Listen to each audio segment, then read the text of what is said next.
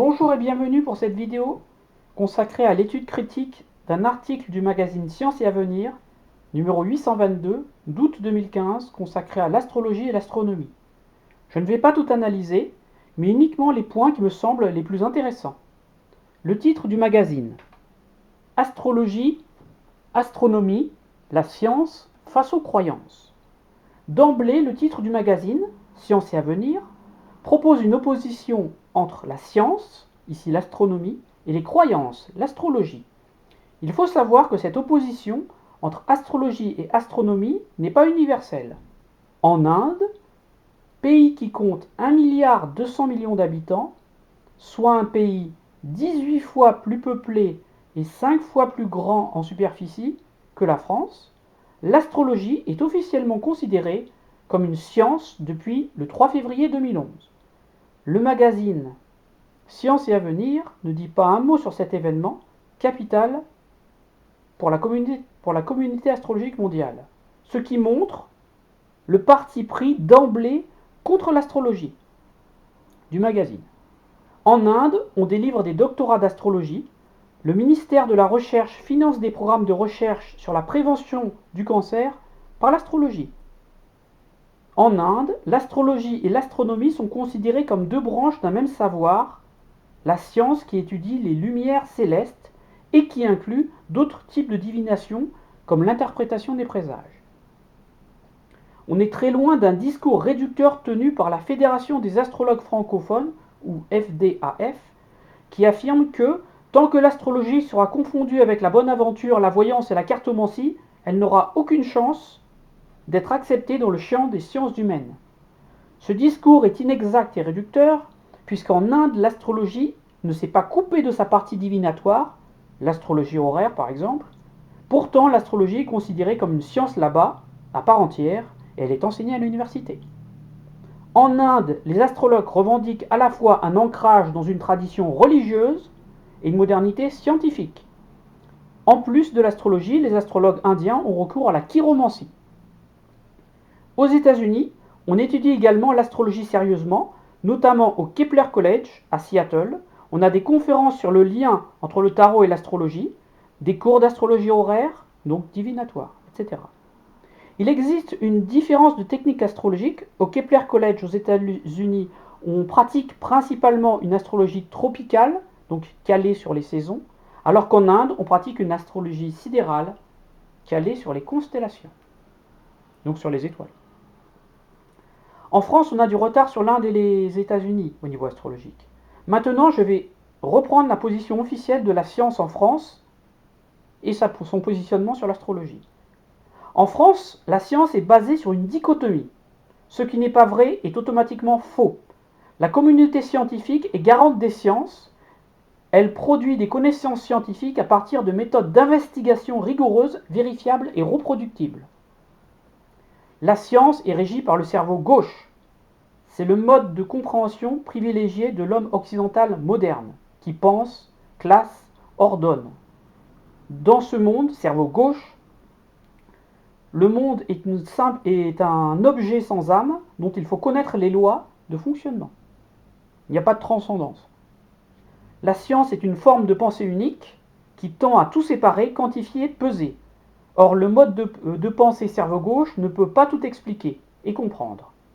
L'astrologie propose de nous ouvrir au cerveau droit, en réintégrant le temps, le sens souvent caché des événements et l'intuition.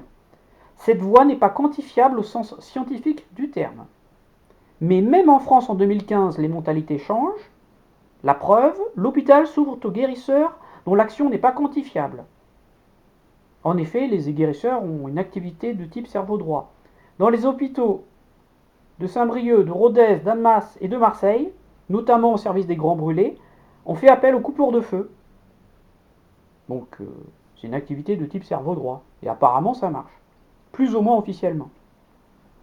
C'est une preuve que même dans les institutions officielles, on utilise de plus en plus des méthodes non conventionnelles. Revenons à l'article. Page 28 du Science et Avenir, d'août 2015. Ici, l'astrologie bute sur les statistiques. Bon, on peut dire c'est cohérent. Page 27 de ce même magazine. Je vais lire. Les personnes nées en mars et avril sont plus touchées par les maladies cardiovasculaires, tandis que les affections respiratoires sont le lot des individus nés en novembre et décembre. Ces prédictions ne sortent pas de la boule de cristal d'une voyante, mais d'une des plus grandes institutions du monde scientifique, l'Université Columbia, New York, États-Unis.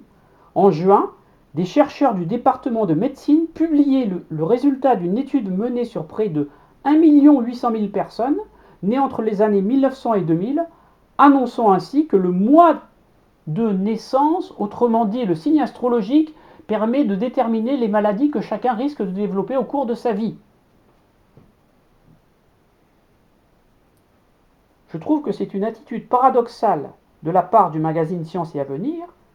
Comment dans un même article peut-on dire des choses totalement contradictoires, à savoir si l'astrologie bute sur les statistiques, page 28. Comment se fait-il que le mois de naissance, donc le signe astrologique, permet de déterminer les maladies que chacun risque de développer au cours de sa vie, page 27. Ce qui montre bien qu'il existe au moins une étude quantitative qui tendrait à prouver, même partiellement, que l'astrologie fonctionne. Alors, j'ai retrouvé cette étude sur Internet. Voici le tableau. Birth Month and Disease Incidence in 1 700 000 patients. Donc, mois de naissance et maladie, en fonction du mois de naissance. Alors, ça c'est l'étude, les mois, janvier, février, mars, et les pathologies autour. Moi, j'ai juste rajouté un zodiaque au milieu. Alors, il faut savoir que cette étude comporte un biais important, car le mois de naissance ne correspond pas toujours à un signe astrologique. En effet, le mois de mars, dans ses 2 premiers tiers, correspond au signe du Poisson, alors que dans son dernier tiers, correspond au signe du Bélier. Néanmoins, on peut avoir une idée.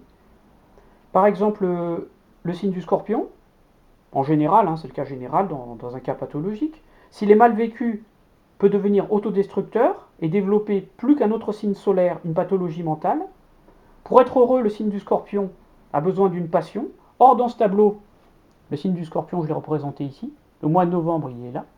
Et qu'est-ce qu'on remarque? Que mental illness, donc les maladies mentales, sont le plus élevées pour les personnes qui sont nées avec le soleil en Scorpion. Étonnante découverte.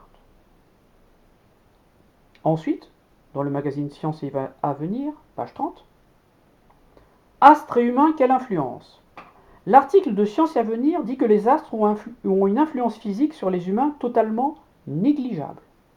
Il existe 4 forces au niveau scientifique.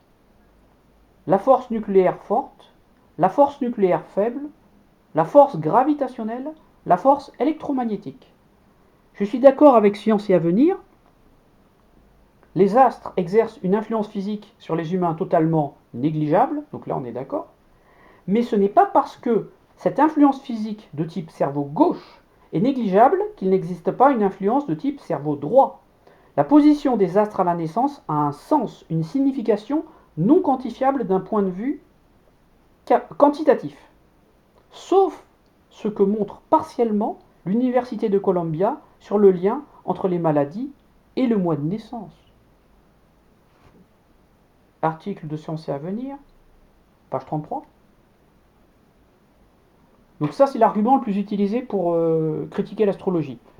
Les signes astrologiques sont décalés. Le point vernal de l'orbite terrestre, où survient l'équinoxe du printemps, se déplace au cours des siècles. C'est vrai.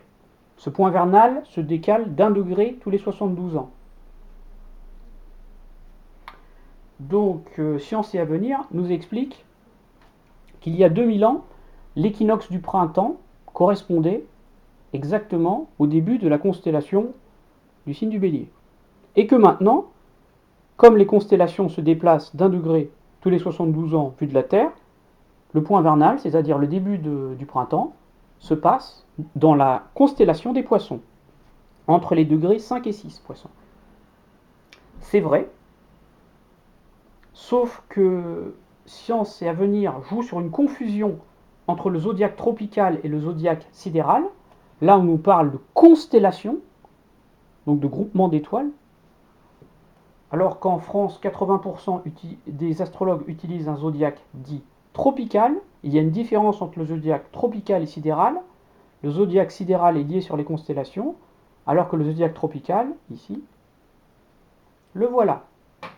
Le zodiaque tropical se calcule à partir de l'écliptique, c'est-à-dire la projection sur la Terre du mouvement apparent du Soleil.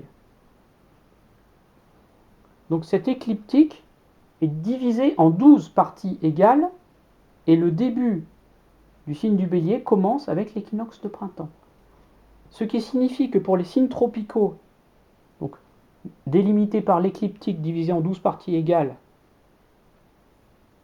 et fixes, donc les signes tropicaux commencent aujourd'hui en 2015, il y a 2000 ans et dans 2000 ans, le 0 degré Bélier commence toujours dans le signe du Bélier, alors que pour les signes sidéraux ou liés aux constellations, on a un décalage, puisque les constellations se décalent d'1 degré tous les 72 ans. Donc là, on a une confusion entre les deux zodiaques, et Science et Avenir joue sur cette confusion. Car les constellations ne sont pas utilisées pour délimiter les signes tropicaux. On va voir ça ici. Alors c'est le thème de dimanche, dimanche 30 août 2015 à 0h à Paris. À l'extérieur, on a un zodiaque sidéral avec un décalage Lahiri. Le décalage Lahiri est utilisé en Inde. Alors là, donc, Bélier, tout ça, à l'extérieur, c'est le zodiaque sidéral, alors qu'à l'intérieur, on a un zodiaque tropical, donc basé sur le premier jour du printemps dans l'hémisphère nord, correspond au début du signe du Bélier. Donc dimanche 30 août 2015 à 0h, le soleil est à 12 degrés Lion, en zodiaque sidéral. Au même moment, ce soleil 12 degrés Lion se trouve en Vierge, en zodiaque tropical à 7 degrés. L'ascendant est en Taureau en zodiaque sidéral, il est en Gémeaux en zodiaque tropical. La conjonction Lune-Neptune en Verseau en sidéral se produit en Poisson en tropical. En revanche, Saturne se situe dans le signe du Scorpion dans les deux zodiaques, tropical et sidéral. La différence, c'est les degrés. En zodiaque sidéral, Saturne est à 4 degrés 49 Scorpion, alors qu'il est à 28 degrés 50 Scorpion en zodiaque tropical. Ensuite, on continue, article Science et Avenir, page 32. Ophiuchus manque au zodiaque. Alors, Ophiuchus, c'est l'autre nom de la constellation du Serpentaire. Or, on l'a vu, l'argument de Science et Avenir est basé sur la confusion entre le zodiaque tropical et sidéral. Comme le zodiaque tropical est basé sur l'écliptique, il ne tient pas compte des constellations. Donc peu importe ce que disent les constellations, ça n'a aucune importance. Je continue. Science et Avenir, page 32 aussi. Notre ciel n'est plus celui du Moyen-Âge. Alors là, Science et Avenir nous explique qu'au Moyen-Âge, on pensait que le modèle était géocentrique, c'est-à-dire que la Terre était au centre et que tous les astres tournaient autour, et qu'aujourd'hui on sait, depuis la Renaissance, que le modèle est héliocentrique, c'est-à-dire que c'est la Terre qui tourne autour du Soleil. Et Science et Avenir nous explique que comme le ciel, la représentation du ciel a changé, les astrologues devront en tenir compte. Là aussi, c'est une grave erreur, car les astrologues et les astronomes ne font pas la même chose. Les astronomes étudient le ciel tel qu'il est réellement, alors que les astrologues étudient le ciel depuis le point où il se trouve. Donc ils étudient le ciel, mais pas le même ciel. D'où la confusion. Et là, c'est là qu'on voit que ce magazine est un petit peu ignorant. Il parle du modèle héliocentrique et il dit que les astrologues n'en tiennent pas compte. C'est faux. Un courant minoritaire en astrologie utilise une astrologie héliocentrique, donc basée sur le centre du Soleil, ce que Science et Avenir ne parle pas du tout. J'ai connu moi-même un astrologue qui pratiquait l'astrologie héliocentrique, donc voici un de ses ouvrages. l'astrologie héliocentrique ou le secret du cœur, Robert Guirand. Donc j'ai eu la chance de rencontrer ce monsieur, c'est quelqu'un de très sage et très fort en astrologie. Malheureusement aujourd'hui il est décédé. Pour vous montrer ce que je dis, un thème d'astrologie héliocentrique. Alors ça c'est un thème d'astrologie héliocentrique, donc basé au centre du soleil, tropical. Mais on pourrait faire aussi un thème d'astrologie héliocentrique sidérale. Mais là, moi, c'est de l'astrologie héliocentrique tropicale. Donc c'est le même jour, le 30 août 2015 à 0h à Paris. Alors, différence par rapport à un thème en astrologie tropicale. Premièrement, on ne voit pas le soleil, puisqu'on est dessus. Deuxièmement, on ne voit pas la lune, car la lune, vue du soleil, est négligeable. Troisièmement, il n'y a pas d'ascendant, car le milieu du soleil est un point difficile à localiser, c'est pas toujours évident, hein. Donc on ne met pas d'ascendant. Et aussi au niveau des aspects, il y a des aspects qu'on ne remarque pas, qu'on remarque en héliocentrique et qu'on ne remarque pas en géocentrique. Observez, entre Mercure et Vénus, on a un aspect de 90 degrés, un carré, alors que vu de la Terre, Mercure et Vénus ne s'éloignent pas plus de 76 degrés. Et en plus, dans un thème héliocentrique, on voit la Terre, ce qu'on ne voit jamais dans un thème géocentrique. Pour terminer, soyons optimistes pour l'astrologie. L'astrologie a été reconnue comme science en Inde en 2011. Des pays l'étudient sérieusement comme les États-Unis, et ce malgré des scientifiques du type cerveau gauche qui sont contre l'astrologie. Science et Avenir le dit, page 28. 22% des Français croient aux prédictions par les signes astrologiques et aux horoscopes. Sur une décennie, ce chiffre est même en augmentation de 2%. Les scientifiques se positionnant contre l'astrologie ne sont pas parvenus, malgré leur pouvoir dans les médias principaux, à inverser la courbe d'intérêt pour l'astrologie. Au contraire, ils ont fédéré la majorité des astrologues contre eux. L'astrologie française se porte bien, mieux qu'on ne le croit, même si elle a du retard sur les États-Unis et l'Inde. Merci beaucoup de votre attention, à bientôt. N'oubliez pas, pour ceux que ça intéresse, de vous abonner à ma chaîne YouTube. Merci encore de votre attention et à bientôt.